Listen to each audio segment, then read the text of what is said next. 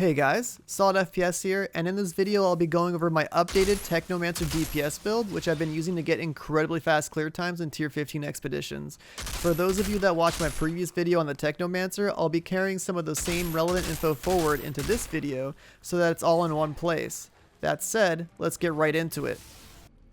This is the Technomancer's class tree. All four classes have their trees set up so that gun DPS bonuses are at the top, support and utilities in the middle, and skill DPS bonuses are at the bottom.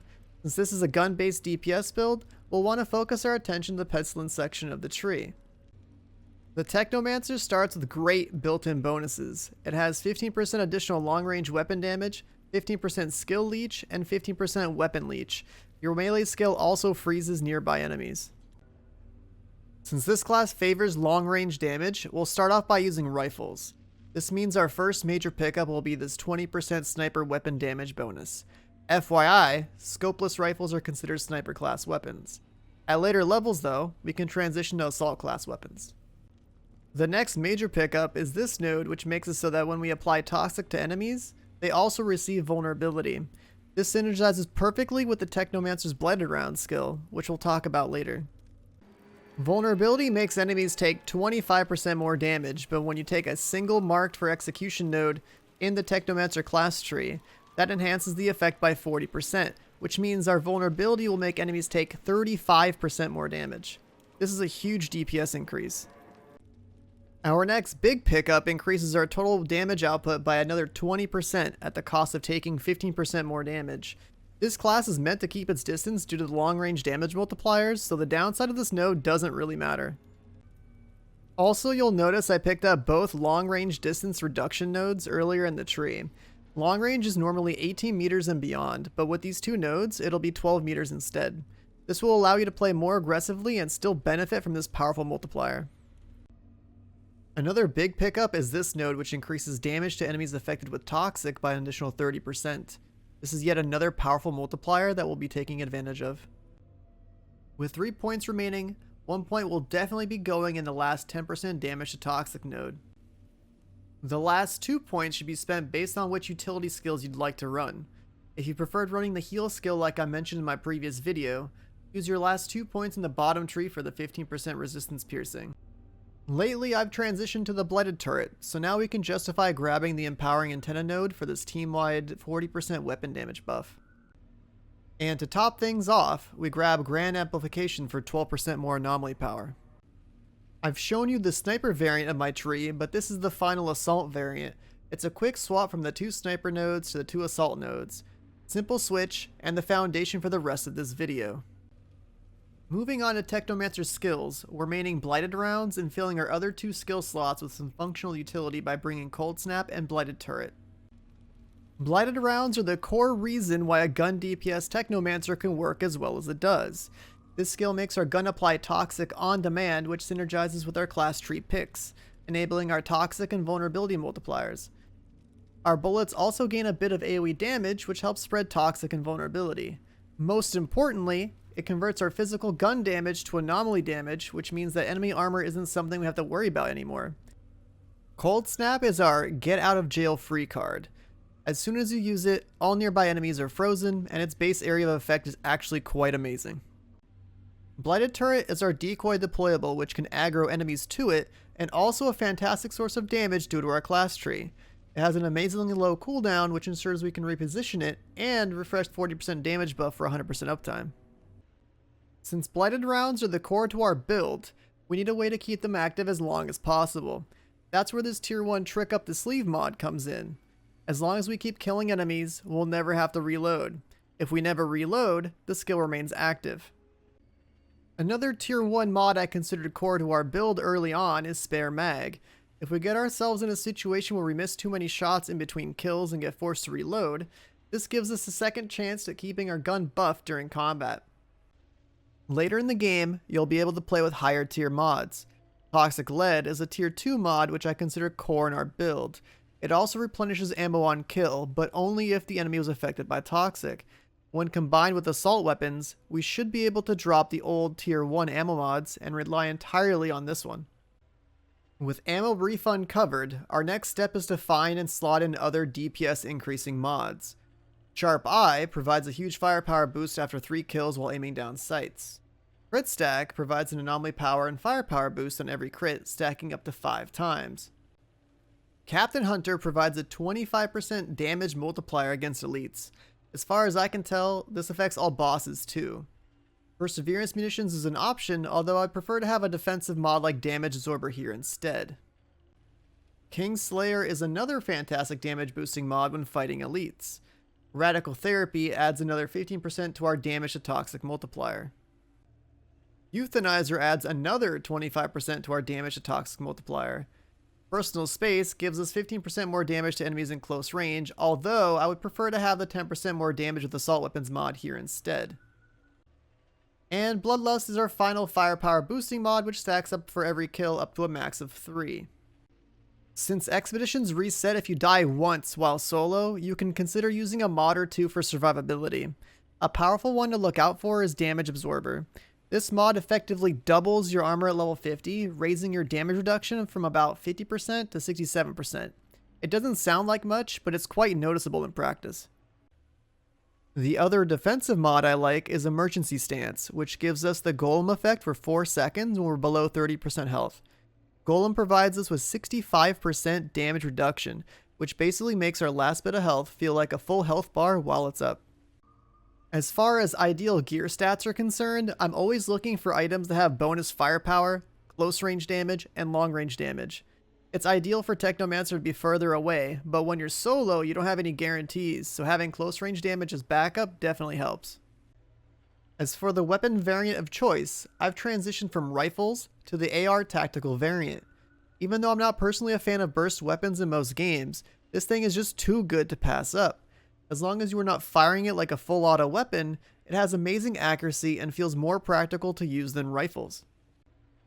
Part of the reason this thing is so good is that it's incredibly forgiving, it's accurate, and the fact that we need to hit something one time before our following shots can benefit from our multipliers.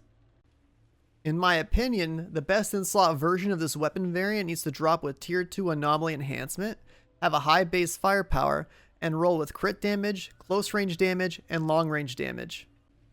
Then, you need a mod in Tier 3 Killing Spree. I no longer recommend using Dark Sacrifice because it seems like it's bugged and not working the way it is written at the time of this video. Here's what our character stats page looks like so far.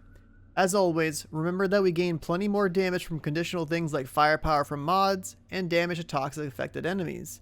Those things aren't shown here.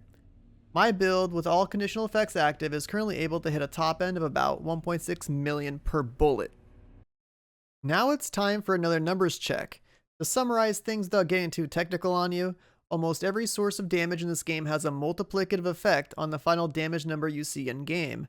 This means that diversifying your stats across many applicable damage types will result in those big juicy numbers that we all love to see.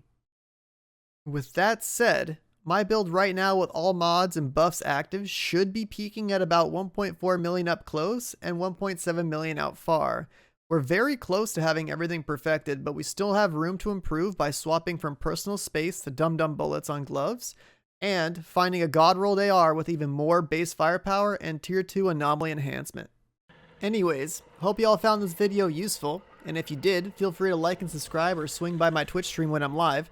For the remainder of this video, I'll be running the Coliseum Expedition on Challenge Tier 15, where I set a new personal best using this build.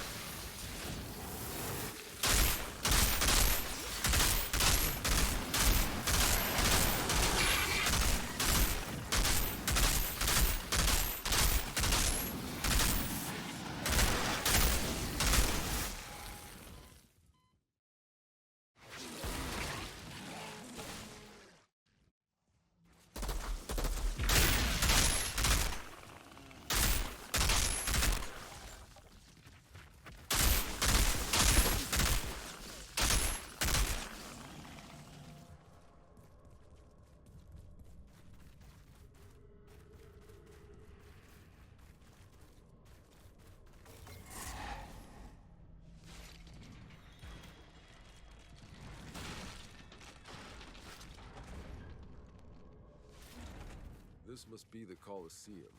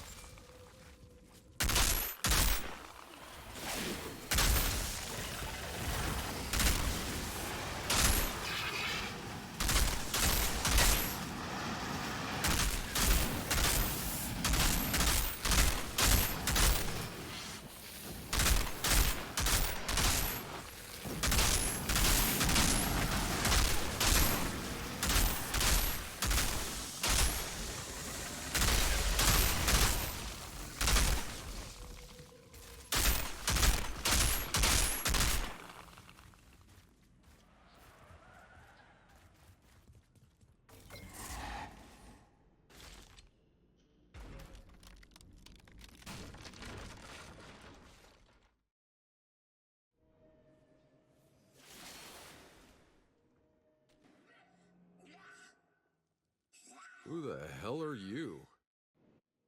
So the fans found a pump, and now they think I'm falling for this painfully obvious trap. Bunch of clowns.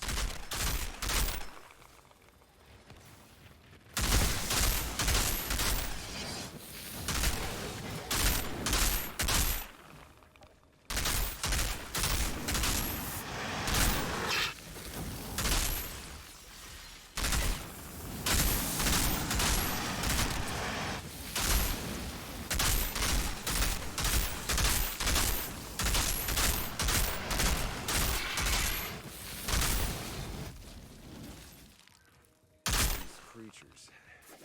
Did that feral maniac work?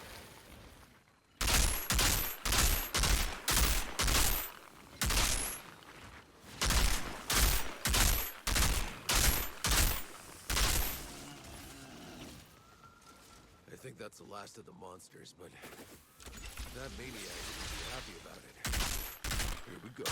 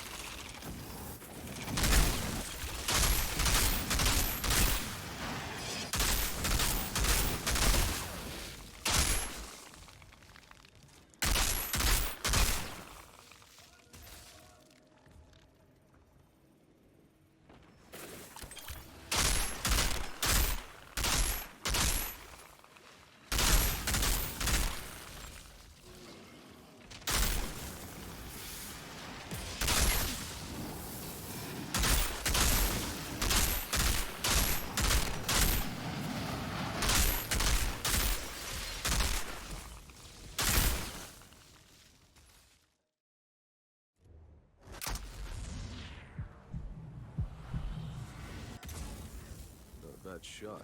Maybe he'll finally shut up now. The pod is ours.